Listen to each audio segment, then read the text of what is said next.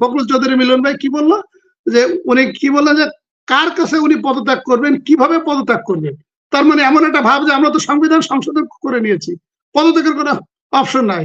ফখরুল চৌধুরী মিলন ভাই, আপনি আপনি যদি আইনের ব্যাকগ্রাউন্ডে, আমি আপনাকে সমাধান দিয়ে দিচ্ছি, আপনি আপনার রাজনৈতিক নেতৃবৃন্দের সাথে কথা বলেন, আপনি শেখ হাসিনাকে উদাত্ত আহ্বান জানান আমার পক্ষে, আমি আপনাকে ফর্মুলা দিয়ে দিচ্ছি, শান্তিপূর্ণভাবে এটা সমাধান হবে। একটি হচ্ছে যে পার্লামেন্টে যেহেতু শেখ হাসিনার, আমরা পার্লামেন্টকে বৈধ বলি আর অবৈধ বলি, সাংবিধানিক বা অসাংবিধানিক বলি, বাস্তবতা হলো 18 কোটি জনগণ আমাদেরকে মেনে নিতে হচ্ছে একটা পার্লামেন্ট আছে। আমরা ধরে নিচ্ছি একটা পার্লামেন্ট আছে, পার্লামেন্টই বৈধ আমরা ধরে নিচ্ছি।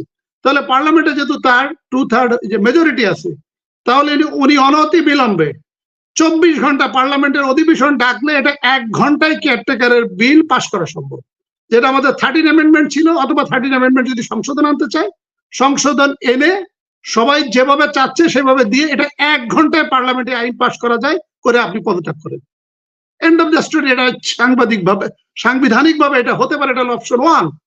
অপশন 2 হচ্ছে আমাদের এখন এমপি সংখ্যা হলো 350। 350-এ যদি 176 জন যদি অনাস্থা আনে, ওনাকে অনাস্থা আনে যে তাকে প্রধানমন্ত্রী হিসেবে চায় না, তাহলে উনি প্রধানমন্ত্রী হিসেবে থাকতে পারবেন না, সেই ক্ষেত্রে রাষ্ট্রপতি তাকে অপসারণ করবে।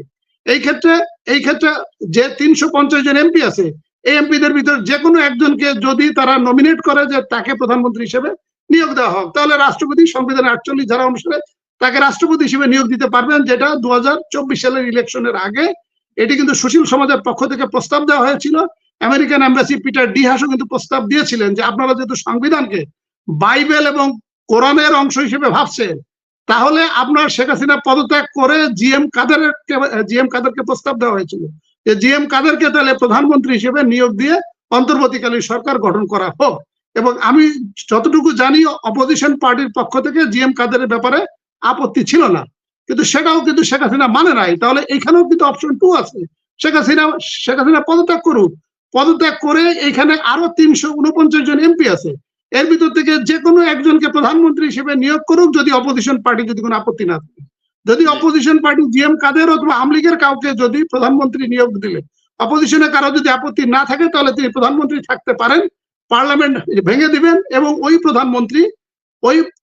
প্রধানমন্ত্রী সংক্ষিপ্ত আকারে 18-20 জনের একটা মন্ত্রী পরিষদ গঠন করে একটা নির্বাচনকালীন সরকার গঠন করে 90 দিনে ইলেকশন করে দিয়ে ক্ষমতা হস্তান্তর করতে পারে। This is option 2। এটা তো যদি অপোজিশন পার্টি যদি না মানে, জিএম কাদেরও যেহেতু দালাল, অথবা আওয়ামী লীগের যারা 225 বা 50 জন এমপি আছে, তারাও তো কম বেশি সবই হলো দালাল। এই ক্ষেত্রে যদি অপোজিশন পার্টি বা জনগণ যদি এটা মেনে না নেয়, তাহলে আপনাকে যেতে হবে অপশন 3, যেটা ঘটেছিল 1990 সালে এরশাদের ক্ষেত্রে। এরশাদেরও কিন্তু সংবিধানে কাউকে ক্ষমতা হস্তান্তর করার কোনো প্রভিশন ছিল না। সেক্ষেত্রে আওয়ামী লীগ, বিএনপি এবং জামাত মিলে তখন ফর্মুলা দিয়েছিলেন যে ভাইস প্রেসিডেন্ট ছিলেন ব্যারিস্টার মওদুদ, তখন তাকে বলা হয়েছিল পদত্যাগ করতে, এবং চিফ জাস্টিস শাহাবুদ্দিন সাহেব ওনার দায়িত্বের অতিরিক্ত দায়িত্ব হিসেবে ভাইস প্রেসিডেন্টের দায়িত্ব নিয়েছিলেন, এবং পরবর্তীতে এরশাদ পদত্যাগ করার পরে উনি অ্যাক্টিং প্রেসিডেন্ট হয়েছিলেন, এবং 3 মাসের তখন কেয়ারটেকার গভর্নমেন্ট হয়েছিলেন। এবং পরবর্তীতে ইলেকশনের পরে যেহেতু আওয়ামী লীগ, বিএনপি, জামাত সবাই একমত পোষণ করেছিল, এবং পরবর্তীতে এটা পার্লামেন্টের প্রথম অধিবেশনে এটা 2/3 মেজরিটি দিয়ে 12তম সংবিধানের সংশোধনী দিয়ে এটা পাশ করে নেওয়া হয়, এবং যখন এটা পাশ করে নেওয়া হয়, that become the part of the constitution. So এটা হচ্ছে 3টা ফর্মুলা।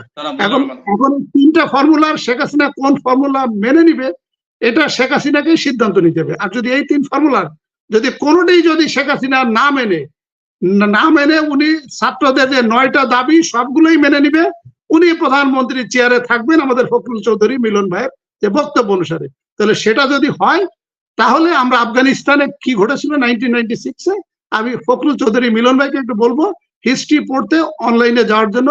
আমি বলবো 1989 সালের, যে আমি শেষ করছি, আমাকে ওই 20 সেকেন্ড সময় দেন।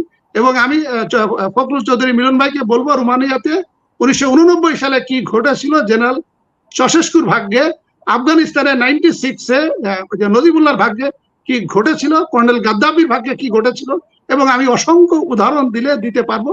ওইটারই পরিণতি হবে, এবং ওইটাই হয়তো হবে, সেটা 1 দিন পরে হোক আর 5 দিন পরে হোক, বাট শেখ হাসিনাকে যেতে হবে এবং যেতে হবে।